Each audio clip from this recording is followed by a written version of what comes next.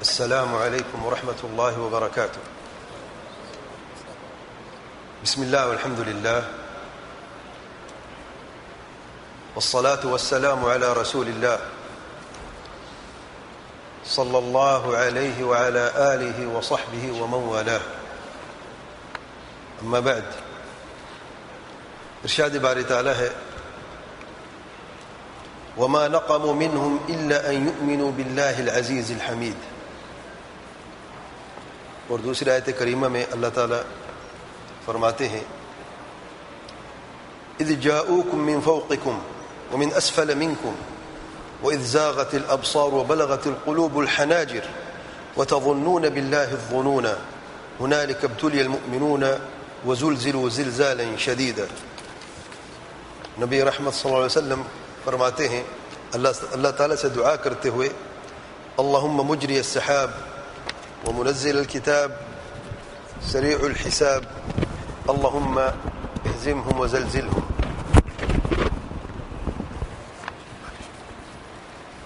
امت مسلمہ پر مختلف قسم کی مصیبتیں آج موجود ہیں، اور یہ مصیبتیں بڑھتی جا رہی ہیں. ہر زمانے میں یہ مصیبتیں آہستہ آہستہ مختلف طریقوں سے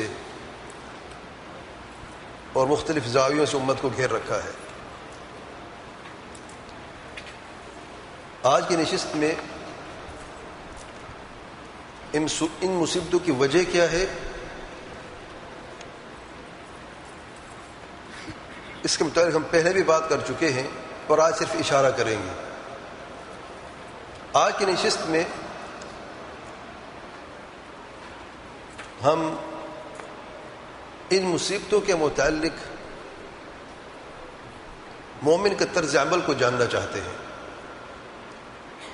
کہ مومن کے کیا طرز عمل ہونا چاہیے.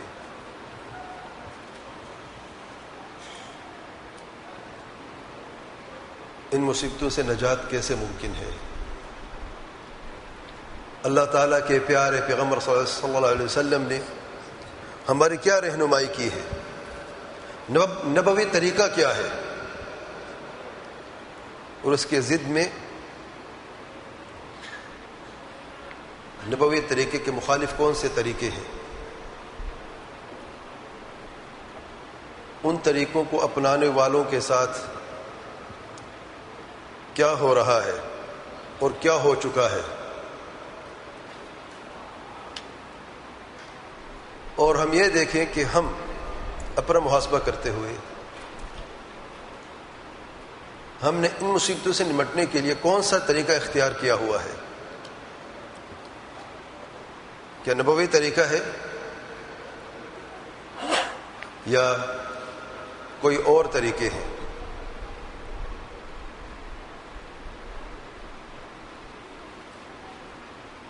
آزمائش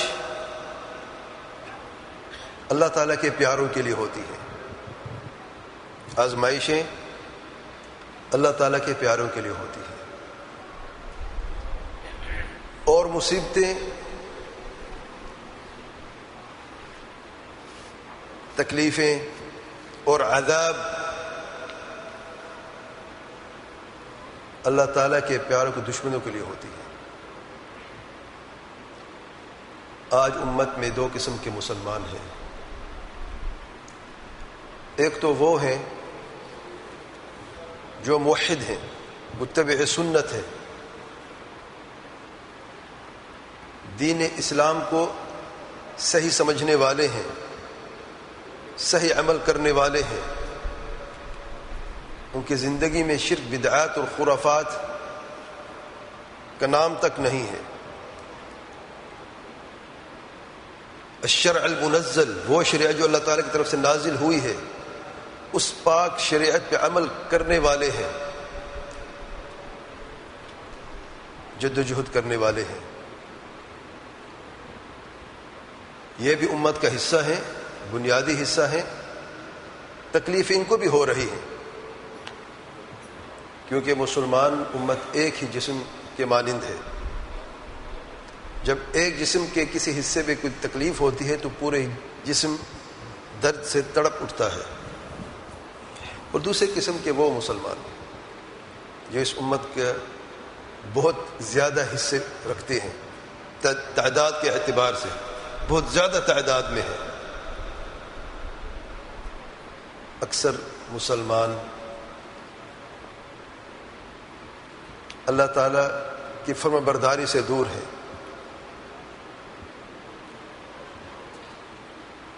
شرک، بدعات اور خرافات کا راستہ اختیار کر چکے ہیں، نافرمانیوں کے راستے اختیار کر چکے ہیں، اپنے رب کو ناراض کرنے کے راستے اختیار کر چکے ہیں۔ ان کے لیے مصیبتیں، عذاب ہے، تاکہ یہ لوگ توبہ کریں، اپنے رب کی طرف واپس پلٹیں اور اللہ تعالیٰ کے دین کو سمجھیں، صحیح سمجھیں، اس پہ عمل کریں، اور اپنی دل کو شرک، بدعات، خرافات، نفاق، کفر سے پاک کریں، اور اپنی زندگی کو قرآن اور سنت اور سلف الصالحین کے منہج سے روشن کریں۔ اللہ تعالیٰ فرماتے ہیں وَلَنُذِيقَنَّهُم مِّنَ الْعَذَابِ الْأَدْنَىٰ دُونَ الْعَذَابِ الْأَكْبَرِ لَعَلَّهُمْ يَرْجِعُونَ، ہم ضرور ان کو چھوٹے عذاب کو مزہ چکھائیں گے، بڑے عذاب کے علاوہ۔ چھوٹا عذاب دنیا کی مصیبتیں ہیں، بڑا عذاب جہنم کی عذاب ہے، نعوذ باللہ من الخذلان۔ یہ چھوٹا عذاب کیوں ہے، یہ مصیبتیں کیوں ہیں؟ لعلہم یرجعون، تاکہ واپس پلٹیں، توبہ کریں، انابت کریں، اپنے رب کی طرف واپس پلٹیں اور اپنے دین کی طرف واپس پلٹیں۔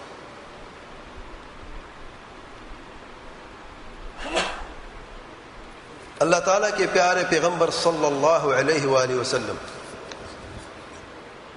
کے زمانے میں جو سب سے بہترین زمانہ ہے علی الاطلاق، پوری دنیا میں جتنی زمانے گزر چکے ہیں یا جتنی زمانے آنے والے ہیں، سب سے بہترین زمانہ اللہ تعالیٰ کے پیارے پیغمبر صلی اللہ علیہ وسلم کا زمانہ تھا۔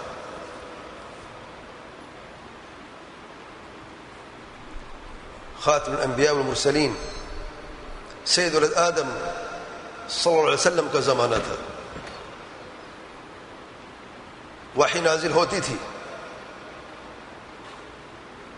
قرآن مجید اور صحیح حدیث کی شکل میں، اور جزیرہ عرب جیسی صحرا میں جہاں پر ظلمتیں ہی ظلمتیں تھیں، اس وحی کے نور سے خیر عام ہو جاتا ہے، اور اللہ تعالیٰ کے دین، وہ دین جو اللہ تعالیٰ نے نازل کیا ہے، پاک اور صاف دین، ہر ملاوٹ سے پاک۔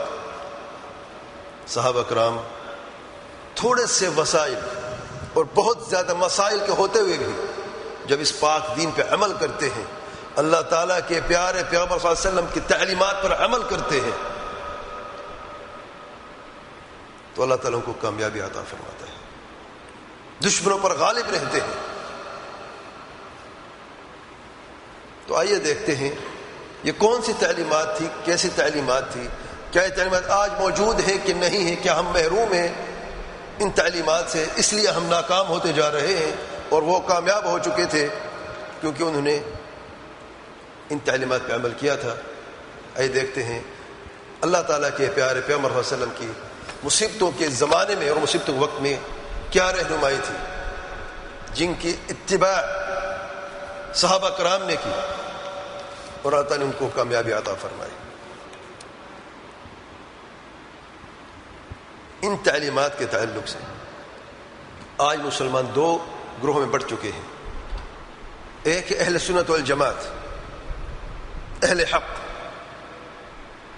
جو جن کے زندگی کا نصب العین ہے السنہ،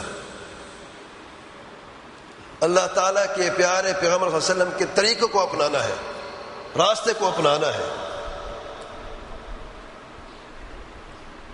اچھے اوقات میں اور برے اوقات میں،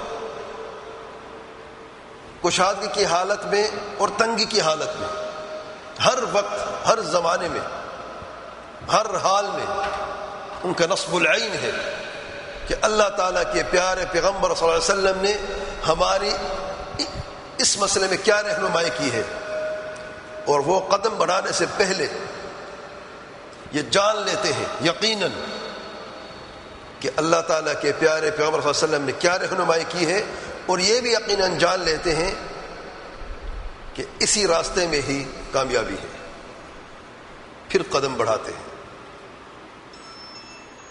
اور دوسرے قسم کے مسلمان مصیبتوں کے زمانے میں، مصیبتوں کے وقت میں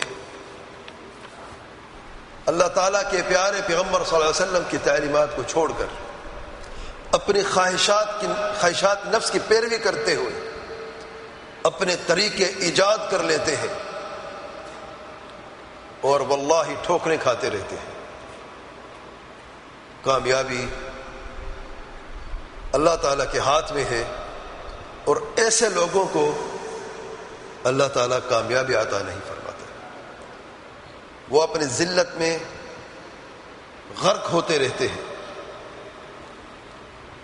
اور ان میں سے بعض لوگ ٹھوکریں کھا کے کر سمجھ ہی لیتے ہیں، اور اکثریت سمجھ نہیں پاتے اور ہلاکت کا راستہ اختیار کر لیتے ہیں۔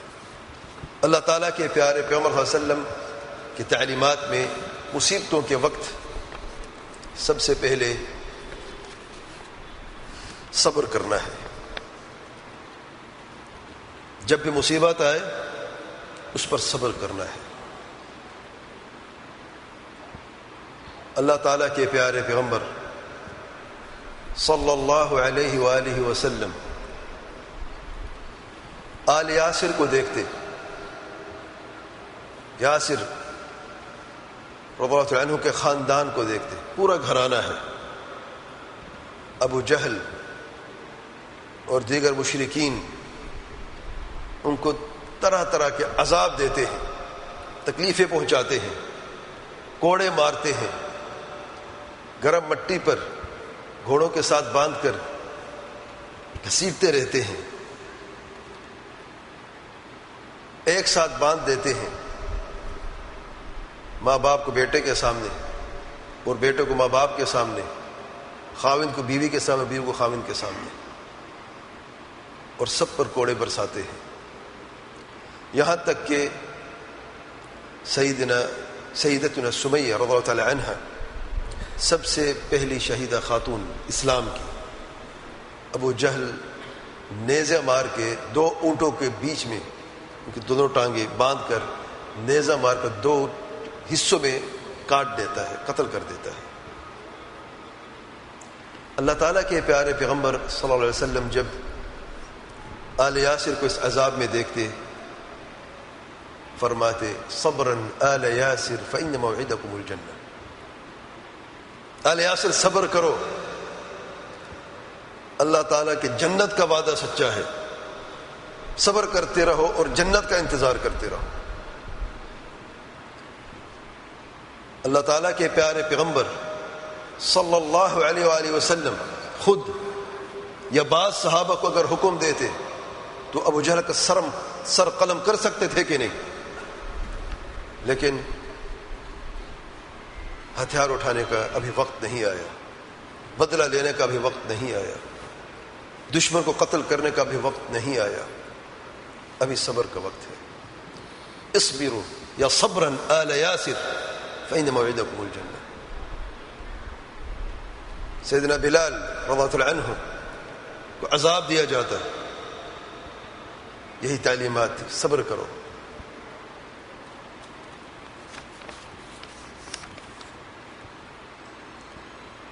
دوسری چیز یا دوسری رہنمائی اللہ تعالیٰ کے پیارے پیغمبر صلی اللہ علیہ وسلم کی طرف سے مصیبت کے وقت تقویٰ کا راستہ اختیار کرنا، اللہ تعالیٰ سے ڈرتے رہنا، اللہ تعالیٰ کا مراقبہ کرتے رہنا، اپنے دل کو پاک کرنا. تقوی دل میں ہوتا ہے. اللہ تعالیٰ کے پیارے پیغمبر صلی اللہ علیہ وسلم نے جب تقوی کی بات فرمائی تو اپنے سینے کی طرف 3 مرتبہ اشارہ فرمایا, التقوی ہا ہنا, التقوی ہا ہنا, التقوی ہا ہنا, اور اشارہ اپنے سینے کی طرف کیا. تقوی دل میں ہوتا ہے. دل کو پاک کرنا ہے شرک سے, بدعات سے, خرافات سے, نافرمانیوں سے, نفاق سے, کفر سے. دل کی ہر بیماری سے پاک کرنا ہے, حسد سے پاک کرنا ہے.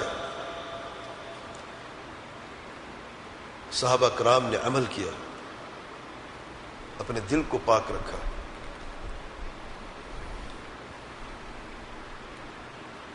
اللہ تعالیٰ فرماتے ہیں ان تصبروا وتتقوا لن يضركم كيدهم شيئا.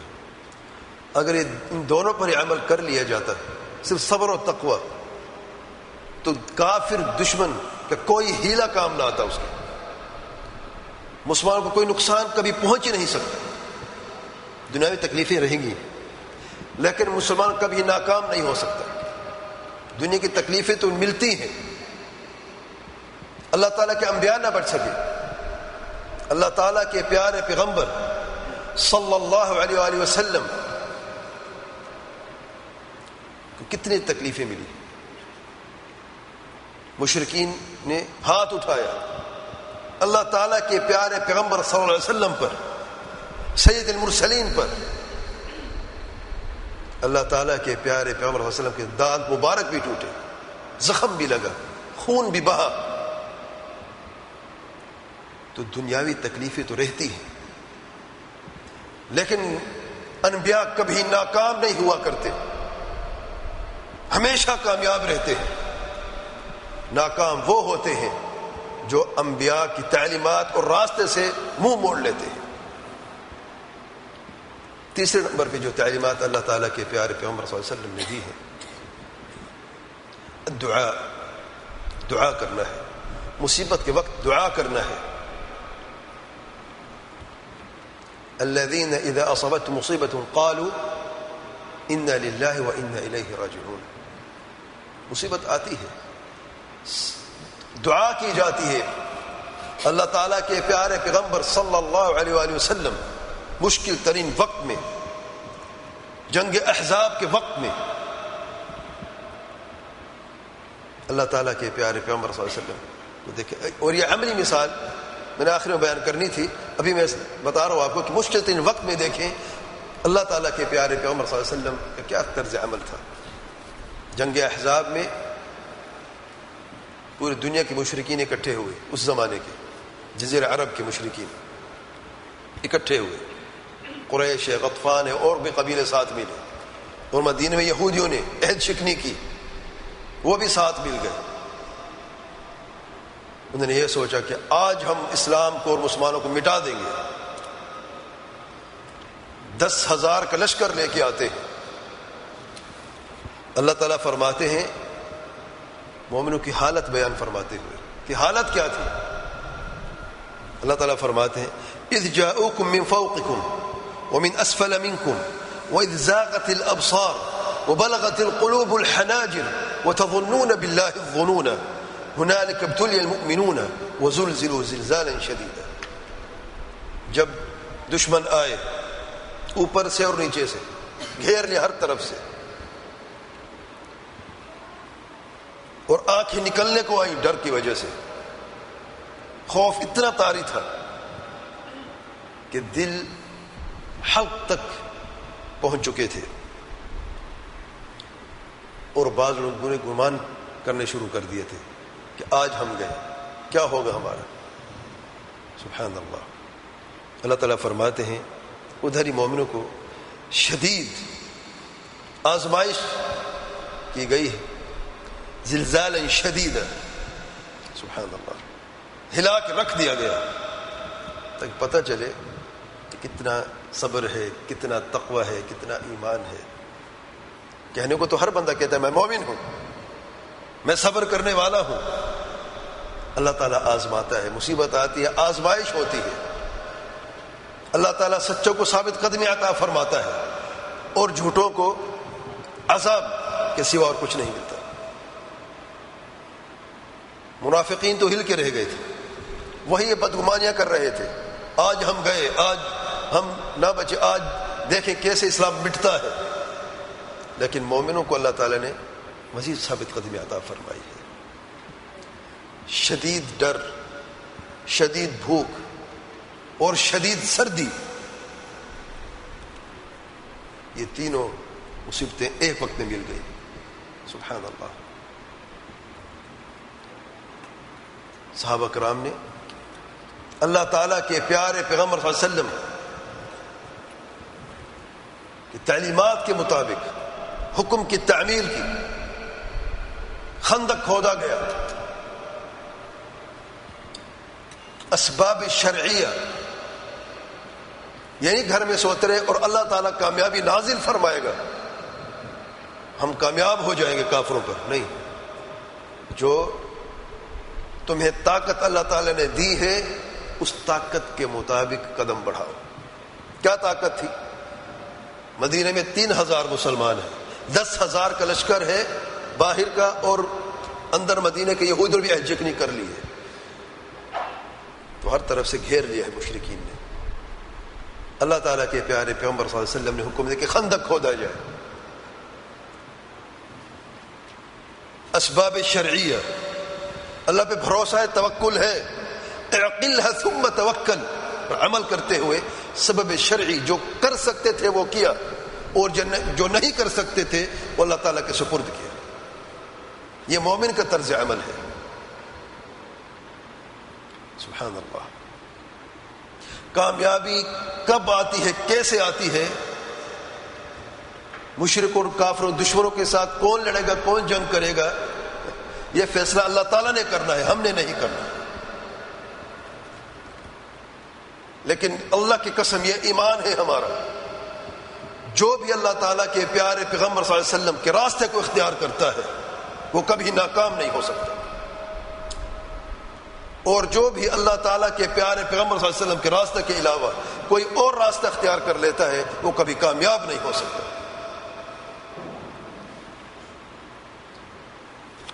تیسری بات دعا، اور چوتھی رہنمائی اللہ تعالیٰ کے پیارے پیغمبر صلی اللہ علیہ وسلم کی الاخذ بالاسباب الشرعیہ، شرعی اسباب پہ عمل کرنا مصیبتوں کے وقت.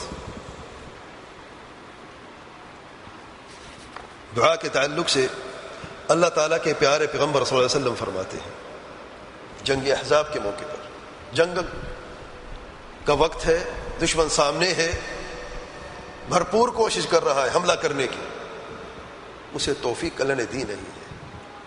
وہ اپنے گھر سے مرضی سے نکلے ذلیل و خوار ہونے کے لیے، تاکہ یہ دیکھ لے اپنی آنکھوں سے دنیا کے سارے کافر بھی مل جائیں، دین اسلام کو اور سچے موحدین مسلمانوں کو نقصان نہیں پہنچا سکتے. کامیابی پھر بھی انہی کو ہوگی جو اللہ تعالیٰ کے پیارے ہیں. اللہ تعالیٰ کے پیارے پیغمبر صلی اللہ علیہ وسلم نے اللہ تعالیٰ سے دعا کی، اللہم مجری السحاب ومنزل الکتاب سریع الحساب اللہم اہزمہم وزلزلہم. اے اللہ تعالیٰ،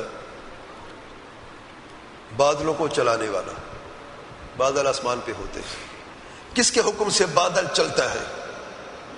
یہ تو زمین پر آئے ہیں نا، زمین والوں کو تکلیف دینے کے لیے. اللہ تعالیٰ سے دعا کرتے ہیں جو خالق ہے، مالک ہے، تدبیر کرنے والا ہے، جو زندگی موت کا مالک ہے، نفع نقصان کا مالک ہے، جو کامیابی کا مالک ہے.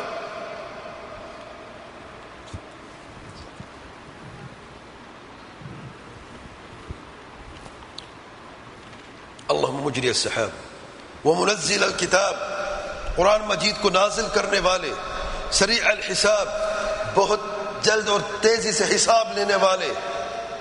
اللہم اہزمہم، اللہ تعالیٰ ان کو ناکام کر، ہلاک کر. وزلزلہم، اور ان کے پاؤں تلے زمین کو ہلا کے رکھ دے، یعنی ان کو ثابت قدمی مل نہ سکے اور کبھی کامیاب نہ ہو سکے. بد دعا ہے کافروں کے لیے. سبحان اللہ.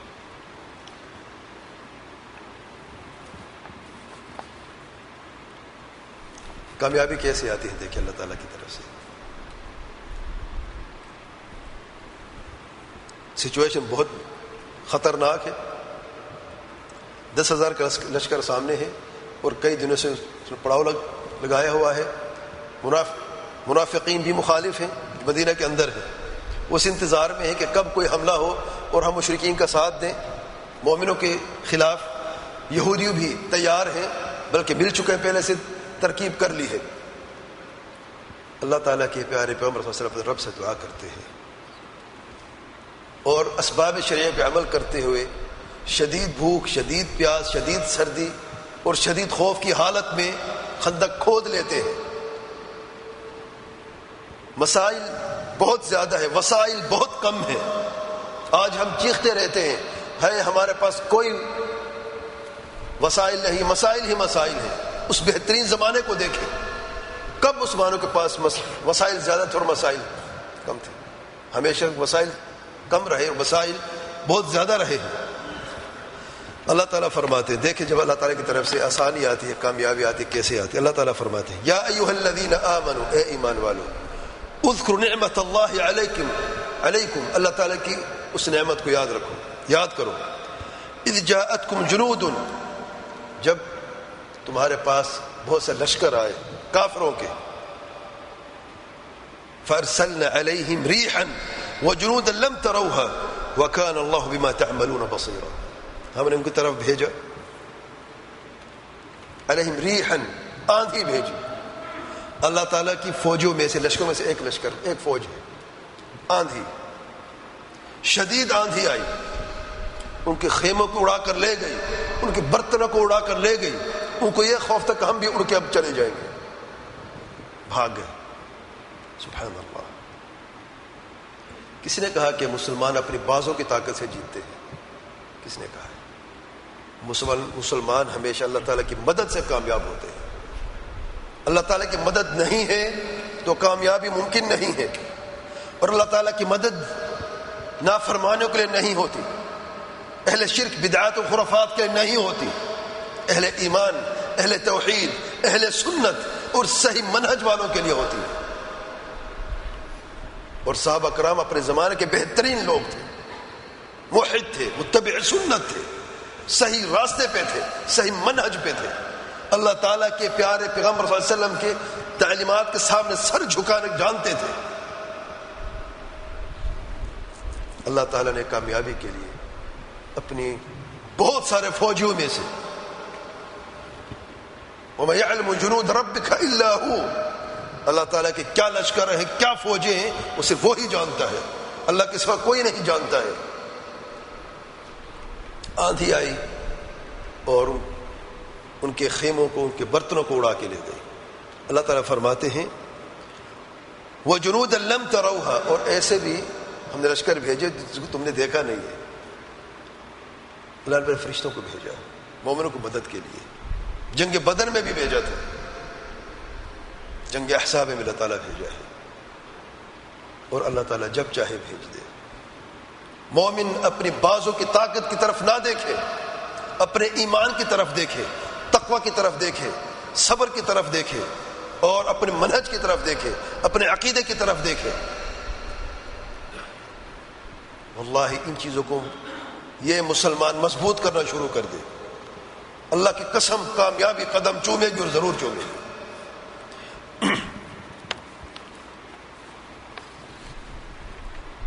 پانچویں نمبر پہ مصیبت کے وقت جو مومن کا طرز عمل ہے اور اللہ تعالیٰ کے پیارے پیغمبر صلی اللہ علیہ وسلم کی رہنمائی ہے، علماء کے ساتھ جڑنا، علماء سے نصیحت لینا. صحابہ کرام میں سیدنا ابوبکر صدیق بھی تھے، سیدنا عمر بھی تھے، کبار صحابہ بھی تھے، لیکن اللہ تعالیٰ کے پیارے پیغمبر صلی اللہ علیہ وسلم کی رہنمائی کے سوا کسی کی بات نہیں سنی، اگرچہ وہ بھی علماء تھے. سبحان اللہ. تو کبار علماء، ہر عالم نہیں، جو امت کے معتبر علماء ہیں، وہ علماء جو آپ کا ہاتھ پکڑ کے صراط مستقیم پر لا کے کھڑا کر دیتے ہیں، وہ علماء جو قال اللہ وقال رسول اللہ صلی اللہ علیہ وآلہ وسلم صحابہ کرام سلف صالحین کی سمجھ کے مطابق تعلیمات دیتے ہیں. وہ علماء جن کا نصب العین توحید اور سنت اور صحیح منہج ہے، ان علماء سے فتاویٰ لیا جاتا ہے اور ان علماء سے رہنمائی لی جاتی ہے. چھٹے نمبر پر ایک دوسرے کو نصیحت کرنا. اللہ تعالیٰ کے پیارے پیغمبر صلی اللہ علیہ وسلم فرماتے ہیں الدین النصیحہ، دین نصیحت ہے. اگر مصیبت کے وقت ہم ایک دوسرے کو نصیحت نہیں کریں گے تو پھر کب کریں گے؟ جو میرے اندر خامیاں ہیں آپ مجھے نصیحت کریں تاکہ میں اپنے آپ کو ٹھیک کر دوں. اگر آپ کے اندر کوئی کمی ہے تو مجھے نصیحت کرنی چاہیے، کیونکہ دین قائم ہی نصیحت پر ہے. ہم یہ نہیں کہتے کہ سارے مسلمان جو ہے وہ معصوم ہیں یا مومن معصوم ہو جاتا ہے، کلمہ پڑھا اب معصوم بن گیا، فرشتہ بن گیا. ہرگز نہیں. ہمارے اندر نقائص موجود ہیں، ہم خطا کار ہیں، گنہگار ہیں، غلطیاں ہم سے ہو جاتی ہیں، لیکن اس کا علاج بھی ہے، اس کا حل بھی ہے. علاج کیا ہے؟ توبہ ہے. حل کیا ہے؟ اللہ تعالیٰ کے پیارے پیغمبر صلی اللہ علیہ وسلم کے راستے کو اختیار کرنا ہے. یہ صحیح علاج ہے، یہ صحیح راستہ ہے. یہ بغیر نصیحت ممکن ہے کیا؟ بعض لوگوں کو نصیحت کی جاتی ہے توحید کی، سنت کی، صحیح منہج کی نصیحت کی جاتی ہے، کہتے ہیں یہ وہابی کی بات نہ سنیں، یہ فتنہ چاہتے ہیں، یہ مدخلی ہیں، یہ فلان اور فلان ہیں. سبحان اللہ.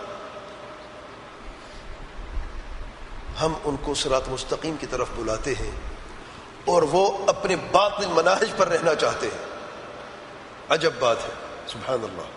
الغرض تو نصیحت کرنی ہے.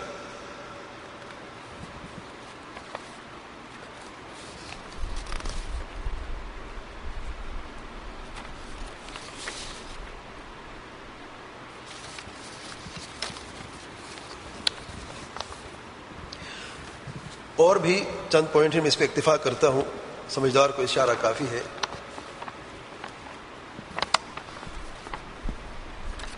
اللہ تعالیٰ کے پیارے پیغمبر صلی اللہ علیہ وسلم کی مخالف تعلیمات، ان میں سے واللہ ایک ہی کافی ہلاکت کے لیے، ایک ہی کافی ہے. وہ جب سب جمع ہو جاتے تو آپ اندازہ کر سکتے ہیں تو امت کا پھر کیا حال ہوگا اور کیا حال ہوتا ہے اگر ان تعلیمات کو چھوڑ کر، واللہ جن میں نور ہی نور ہے، ان کے مخالف تعلیمات کو اپنا لیا جائے تو پھر امت میں مصیبتوں کے ساتھ ساتھ عذاب بھی بڑھتا جاتا ہے، اللہ تعالیٰ کی ناراضگی بھی بڑھتی جاتی ہے.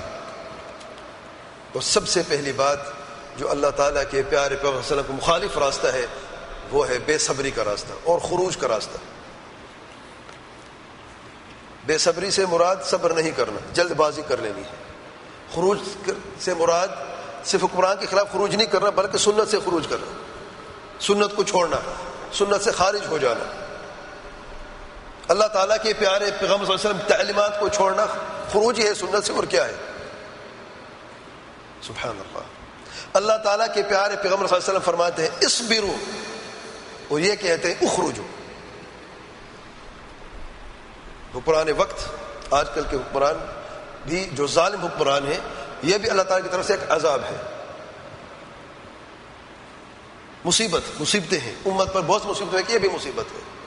اللہ تعالیٰ کے پیارے پیغمبر صلی اللہ علیہ وسلم فرماتے ہیں ان قریب ایسے حکمران آنے والے ہیں جو ظلم کریں گے، جو تمہارا حق چھین کر کسی اور کو دیں گے. کیا رہنمائی کی، کیا کر رہے ان حکمرانوں کے خلاف؟ بغاوت کرنی ہے، خروج کرنا ہے، امت میں فساد برپا کرنا ہے. کرنا کیا ہے؟ اللہ تعالیٰ کے پیارے پیغمبر صلی اللہ علیہ وسلم فرماتے ہیں اصبروا، صبر کرو، حتی تلقونی علی الحوض. صبر کرو. کب تک صبر کرے؟ مرتے دم تک صبر کرو، کیونکہ صبر میں خیر ہی خیر ہے. اللہ کی قسم، صبر میں خیر ہی خیر ہے، اور بے صبری میں شر ہی شر ہے، جلد بازی میں شر ہی شر ہے. صبر کرو جب تک کہ میرے ملاقات تم سے حوض کوثر پہ نہیں ہوتی. صحیح بخاری کی روایت ہے.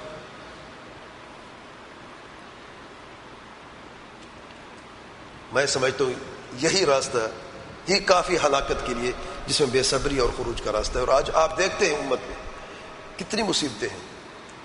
کافر دشمن کا غلبہ مصیبت ہے، ظالم قرآن سر میں بیٹھے یہ بھی مصیبت ہے، امت میں تفریقہ بھی مصیبت ہے، یہ بہت سارے جو زلزلے آ رہے ہیں، جو طوفان آ رہے ہیں، سیلاب آ رہے ہیں، یہ بھی مصیبتیں ہیں، مختلف مصیبتیں ہیں۔